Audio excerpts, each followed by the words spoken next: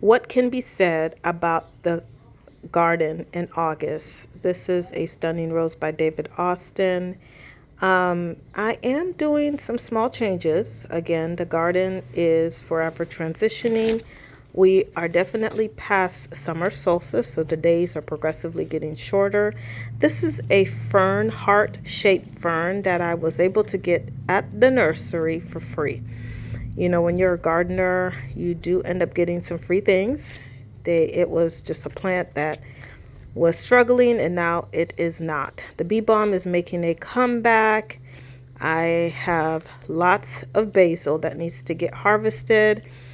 This is also my strawberry tower. And some of the strawberry plants did die down, but many of them are still growing and sending runners.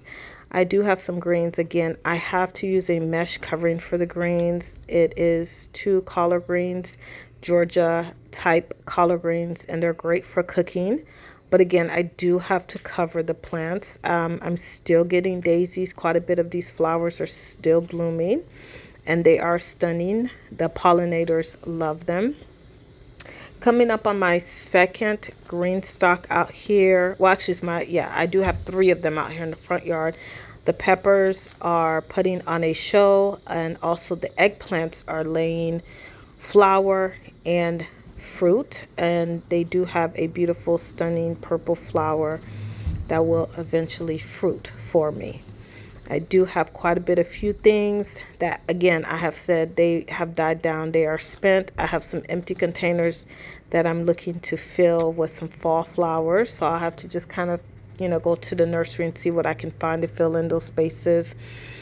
And coming up on my bean tower, this is the Adventist pole bean. They are setting flowers.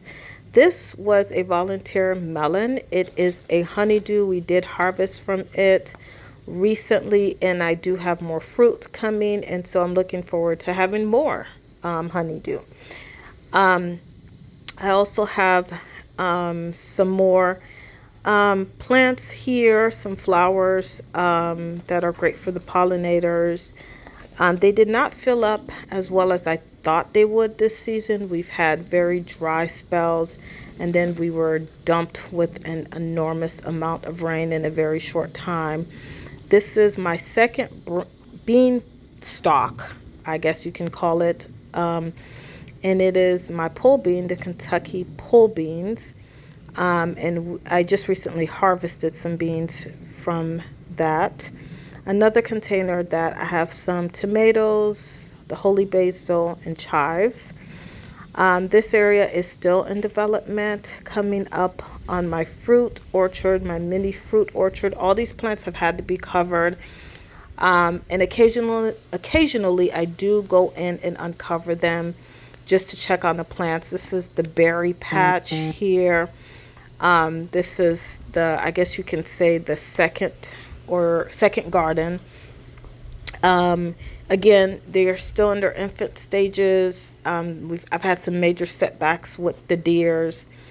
I do have some raspberries. I haven't decided where the raspberries are going, but they do well in containers, especially grow bags. I'm getting a second round of fruit from some of them. This is the Heritage raspberry, and they are sweet and tart. If you do like a sweet and tart taste, this is the asparagus.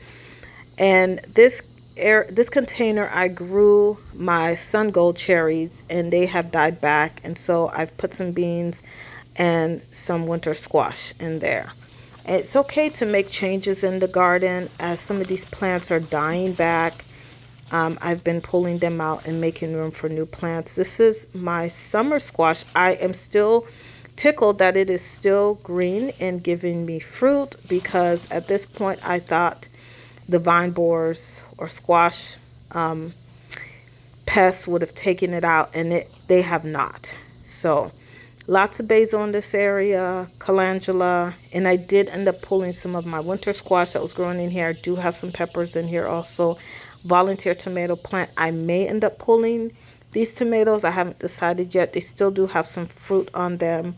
And I did plant another round of beans and some squash. The squash is not taken off or done well. I did direct sow them. I'm not sure if I have a deficiency in my soil.